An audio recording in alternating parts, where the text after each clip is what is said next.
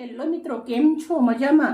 આજે હું મારા માટે સ્પેશિયલ ડીશ બનાવું છું, ધનિયા ફ્રાઈડ રાઈસ. એકદમ સુપર અને સાથે ટેસ્ટી હશે. રોજ બધા માટે બનાવીએ, ક્યારેક આપણા માટે પણ બનાવવું જોઈએ. આજે હું મારા માટે ધનિયા ફ્રાઈડ રાઈસ બનાવું છું. ખાલી 3 થી 4 મિનિટના અંદર બની અને રેડી થઈ જશે. સૌથી પહેલાં મેં 1 ચમચો સરસોનું તેલ ગરમ મૂક્યું છે. તમે જે રનિંગ તેલ ખાતા હો એ બી મૂકી શકો છો, પણ મેં સરસોનું તેલ મૂક્યું. સરસોના તેલના અંદર એકદમ જોરદાર ટેસ્ટ આવે છે, એટલે તેલ ધુમાડા નીકળી જાય એવું ગરમ થવા દેવાનું છે. તેલ આપણું સરસ ગરમ થઈ ગયું છે. અંદર થોડું રાઈ અને જીરું નાખું છું, થોડી હિંગ, થોડી સૂકી ડુંગળી સમારેલી, થોડું આદુ લસણની પેસ્ટ, લીલા મરચાં સમારેલા, ડુંગળી અને લસણને સાતળી દેવાનું છે સરસ.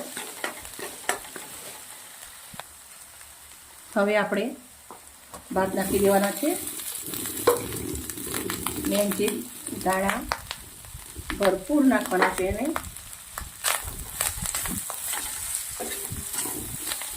2 મિનિટ જેવું આવી રીતે પહેલાં સાંતળી લેવાનું છે. હજારો જાતની ભાતની રેસીપી આવે છે, પણ આ મારી એકદમ ફેવરેટ છે, બહુ જ સરસ. હવે આપણે એના મસાલા કરી દઈશું. 1 ચમચી લાલ મરચું, અડધી ચમચી હળદર, અડધી ચમચી મીઠું, અડધી ચમચી ફ્રેશ કૂટેલું ધાણા જીરું, ચપટી જેવો ગરમ મસાલો, લીલી ડુંગળી, સૂકા તલ, મિક્સ બની ગયા ને એકદમ ઝટપટ.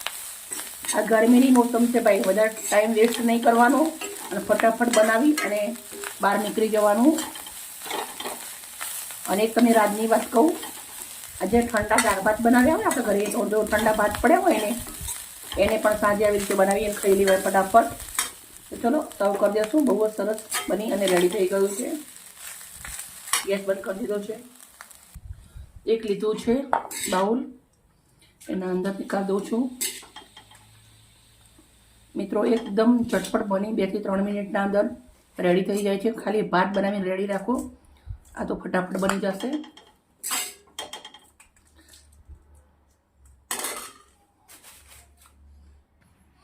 ધનિયા ફ્રાઈડ રાઈસ બની અને રેડી થઈ ગઈ છે. એકદમ ઝટપટ બનાવી દીધી છે. બાય મિત્રો, કાલે આવી નવી રેસીપી સાથે.